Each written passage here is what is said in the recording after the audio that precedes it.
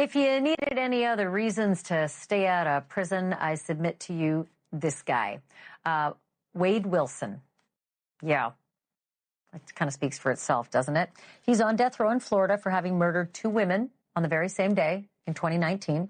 At last year's trial, he stood out for his chiseled good looks that had fans sending him letters and photos and even cash. Too bad he covered up the looks with the tattoos. But in a brand new batch of selfies from his prison tablet, the man they dubbed the Deadpool Killer is bloated and disheveled. He's missing teeth. And in one picture, he had his head all wrapped in gauze. Not the most handsome look. Officials say that he's received thousands of letters since arriving in the maximum security prison. But if he wants to keep those fans writing, he may want to hit the exercise yard if he's allowed to on death row. In the aftermath of the trial of Wade Wilson, there is a lingering, heavy silence that has nothing to do with the courtroom's closing bell. It is the silence of things left unsaid, the missing explanations for a choice so profound in its cruelty that it defies the standard vocabulary of crime. We often look for a breaking point, a moment where a life snaps and a man becomes a monster. But with Wilson, there was no snap. There was no explosion of pent-up rage or a sudden loss of sanity. Instead, there was a quiet, deliberate drift away from the shore of human empathy. We are left not with a confession that clarifies, but with a series of digital and physical echoes that only deepen the mystery of the void he carries within. We are here to look at what remained when the lights went down. 2 families shattered, a community haunted, and a man who seems to have traded his soul for a reflection in a mirror he no longer recognizes. I want to welcome you to the channel. We look for the truth in the shadows of cold cases and closed files. If you value this kind of deep dive investigation, please consider subscribing. And as we begin this journey together, I'd love to know where you're watching from today. Whether you're joining us from the United States, Canada, Australia, or anywhere else in the world, leave a comment below. It helps us remember that these stories, though local, touch hearts across the globe. To the casual observer in Cape Coral, Florida, the life of Wade Wilson was a performance of carefully managed chaos. He moved through the world with an air of strange magnetism, a curated normalcy that felt, in hindsight, like a costume. We see glimpses of this in social media posts and brief public interactions. A man who seemed to understand the mechanics of charm, but lacked the engine of connection. He was a drifter, not just in geography, but in spirit. Financial records from the months leading up to October 2019 reveal a life of total disengagement. There were no roots, no investments in a future, no ties to the world of real obligations. This perfection of the drifter functioned as a camouflage. It allowed him to move unnoticed, because society expects a predator to look like a predator. We don't expect him to look like a man simply waiting for the next bus. But beneath that mask, the cracks were not just forming. They were widening into chasms. The behavioral changes were subtle at first. Emotional withdrawal manifests not in what is said, but in the shortening of conversations. It shows in the delayed responses to texts from family, the emotional flatness during moments that should require warmth. His perfection was his ability to mimic the rhythms of life without participating in them. He was a passenger in his own existence, watching the world through a glass screen, waiting for a reason to break it. In this psychological excavation, we must contrast this void with the vibrant, complex agency of his victims. Kristine Melton was a woman of light. She was described by those who loved her as someone who sought to stabilize, someone who believed in the power of connection. She had a home, a career, a life built on the foundations of openness. On the night she met Wilson, she was simply being herself, open, welcoming, hopeful. She didn't see the predator because she lived in a world where people are fundamentally good. Then there was Diane Ruiz, a mother, a woman of routine and dedication. She was walking to work, a simple act of responsibility and presence in the world. She represented everything Wilson had discarded: commitment, love, and a tangible future. The contrast here is devastating. On one side, you have the pursuit of a meaningful life. On the other, you have a man who had become a closed system, emotionally sealed and fundamentally avoidant of anything that required him to feel. The imbalance between Diane's effort to move toward her future and Wilson's desire to erase it is the core of this tragedy. Psychological deterioration is rarely a straight line. It is a slow, internal erosion. In Wilson's case, it revealed itself through mental disengagement.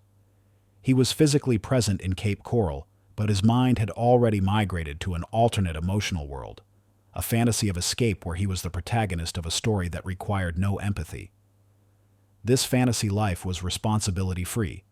It was a world where his whims were law and other people were merely props in his internal theater. When a person begins to view their real-world obligations, the people they meet, the laws they live under, as obstacles to this lighter, quieter fantasy, the results are lethal. For Wilson, the crime was not a loss of control. It was the ultimate pursuit of it. It was his way of exiting the world of real consequences and entering a world where he was finally the master of his own dark narrative. The investigation into the murders of Kristine and Diane felt less like a manhunt and more like a recovery operation. Law enforcement moved with a procedural, restrained gravity. They weren't dealing with a criminal mastermind who left complex riddles. They were dealing with a man who had simply stopped caring about being caught. In the Circuit Court of the 20th Judicial Circuit in Fort Lee County, Florida, criminal action. State of Florida versus Wade Wilson. Case number 19 CF 0568. Verdict. We, the jury, finds as follow as to the defendant in this case. Count 1. First-degree murder, Kristine Melton. The defendant is guilty of first-degree murder. Count 2. Grand theft motor vehicle. The defendant is guilty of grand theft motor vehicle. Count 3. Battery. The defendant is guilty of battery. Count 4. First-degree murder, Diane Ruiz. The defendant is guilty of first-degree murder. Count 5. Burglary of dwelling. The defendant is guilty of burglary of a dwelling.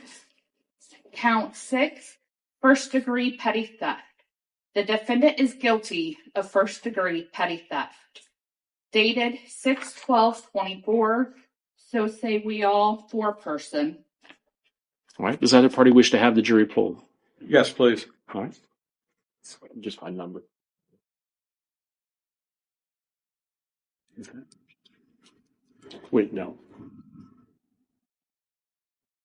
Not you and me. Yes. Okay, so.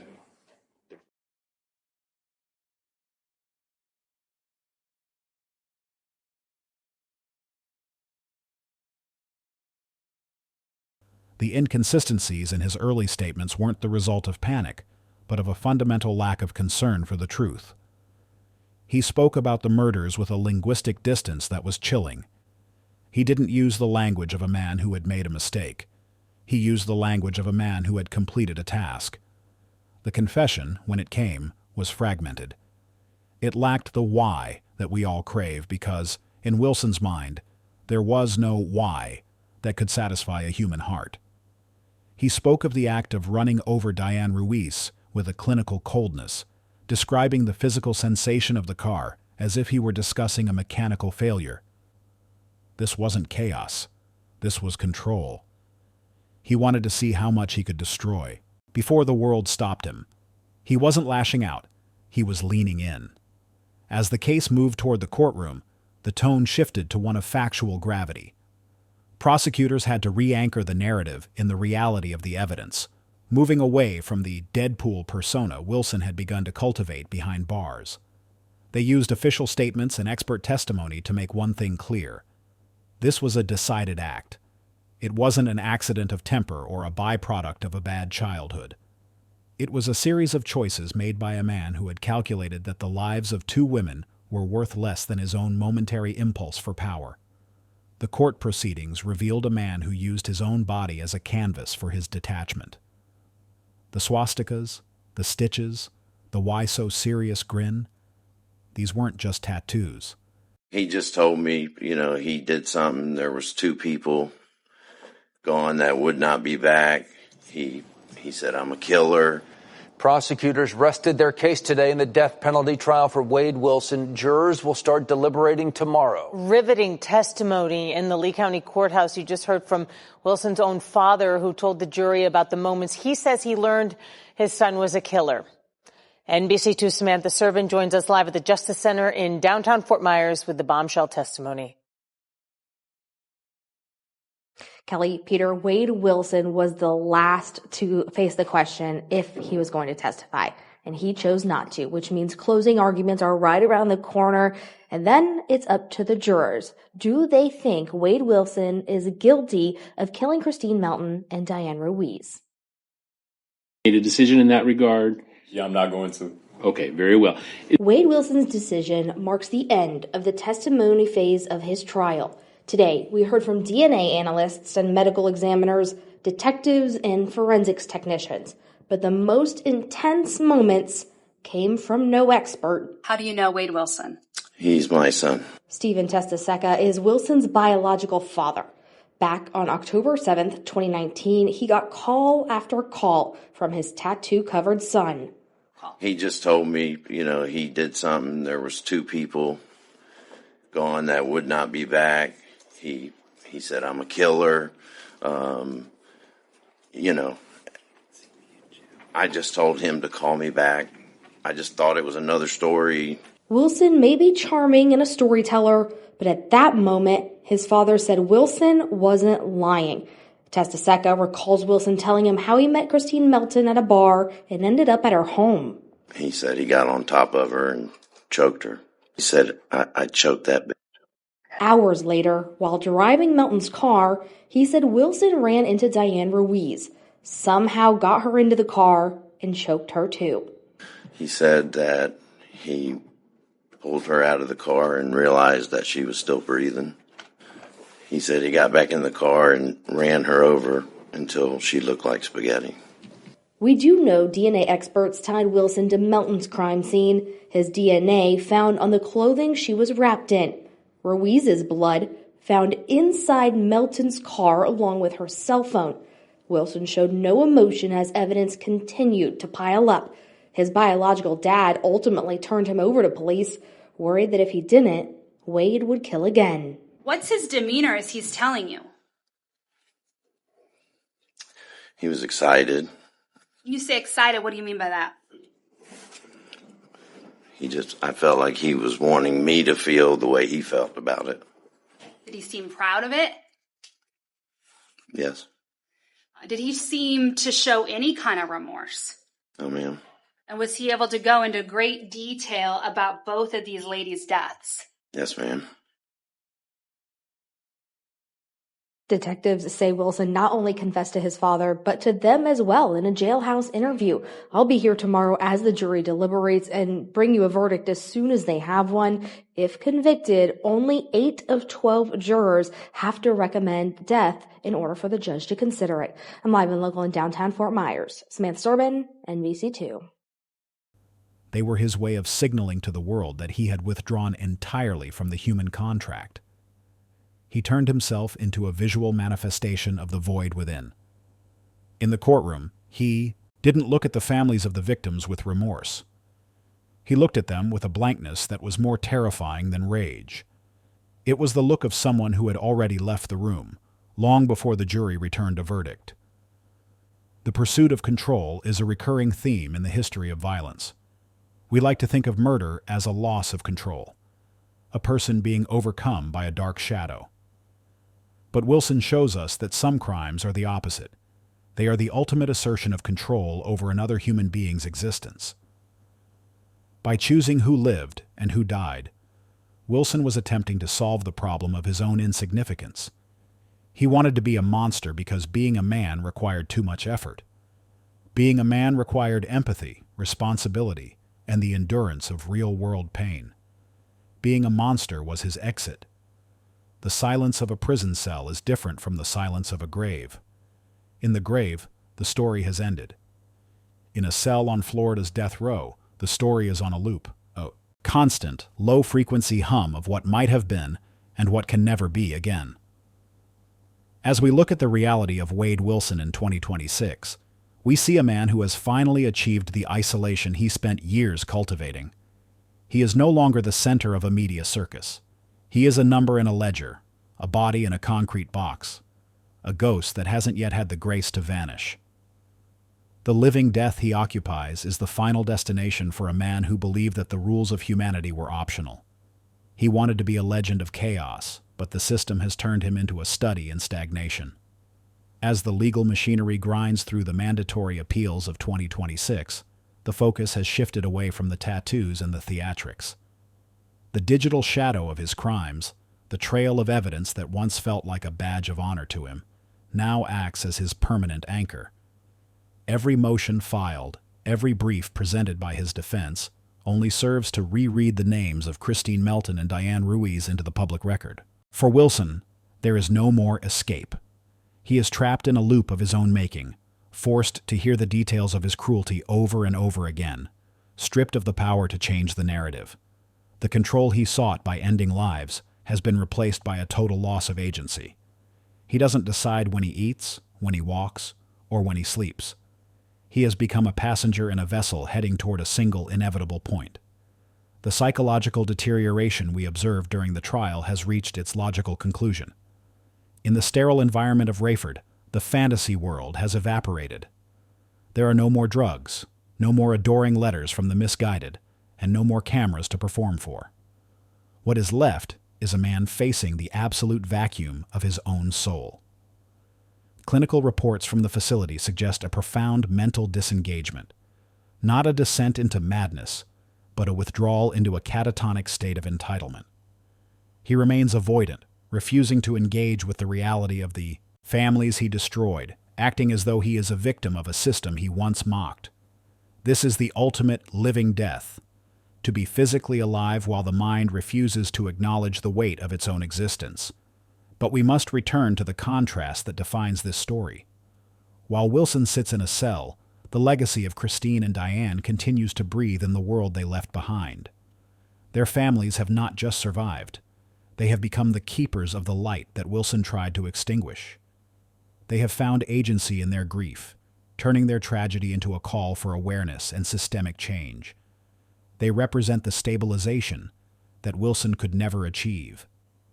Their efforts to honor the lives lost remind us that even in the face of absolute darkness, the human spirit seeks to connect and rebuild. Wilson's crime was an exit, but their response has been a renewal. The investigation and the subsequent years of incarceration have revealed a truth that is as dangerous as it is simple. Silence can be as lethal as rage. Wilson didn't need to shout to be a monster. He only needed to be indifferent.